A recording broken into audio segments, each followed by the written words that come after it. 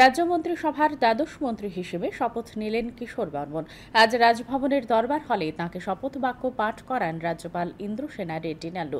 উপস্থিত ছিলেন মুখ্যমন্ত্রী ডাক্তার মানিক সাহা থেকে শুরু করে রাজ্য মন্ত্রিসভার অন্যান্য সদস্য, মুখ্য সচিব, রাজ্য পুলিশের মহানির্দেশক এবং প্রশাসনের বিভিন্ন আধিকারিকরা। এছাড়াও উপস্থিত ছিলেন বিধায়ক ও অন্য নেতৃবৃন্দ।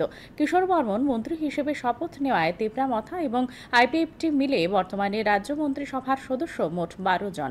সংবাদ মাধ্যমের সাথে প্রতিক্রিয়া ব্যক্ত করতে গিয়ে মন্ত্রী কিশোর বর্মন প্রধানমন্ত্রী থেকে শুরু করে রাজ্যের মুখ্যমন্ত্রী এবং দলের সর্বভারতীয় সভাপতি জেপি নাড্ডাকে ধন্যবাদ জানান।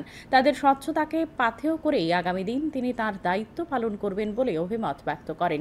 এখানে উল্লেখ্য, কিশোর বর্মন নলছড় বিধানসভা কেন্দ্র থেকে বিজেপি দলের হয়ে জয়লাভ করেছিলেন।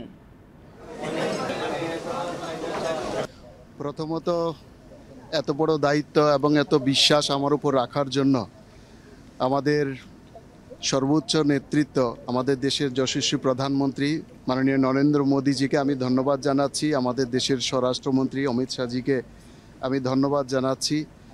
আমাদের রাষ্ট্রীয় সভাপতি জেপি নাড্ডাজিকে ধন্যবাদ জানাচ্ছি, তথা সমস্ত কেন্দ্রীয় নেতৃত্ব এবং সর্বোপরি আমাদের রাজ্যের মাননীয় মুখ্যমন্ত্রী সহ সম্পূর্ণ রাজ্য নেতৃত্বকে আমি কৃতজ্ঞতা জ্ঞাপন করছি এত বড় দায়িত্ব আমার উপর অর্পণ করার জন্য।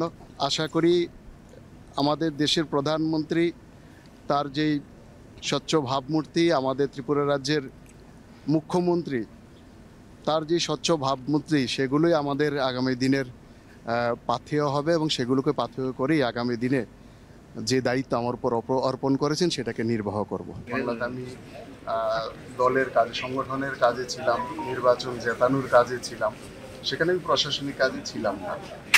তো সেটাও সাংগঠনিক কাজও অনেকটা প্রশাসনিক ক্ষেত্রে কাজে আসে। দুটো অভিজ্ঞতাই সেখানকার সরকারকেও দেখেছি, আবার ত্রিপুরাতে 2021-এ আসার পর থেকে আমাদের সরকারের সাথেও বিধায়ক হিসাবে আমি কাজ করেছি। দুটো অভিজ্ঞতা মিলিয়ে আশা করি আগামী দিনে ভালোভাবে কাজ করব।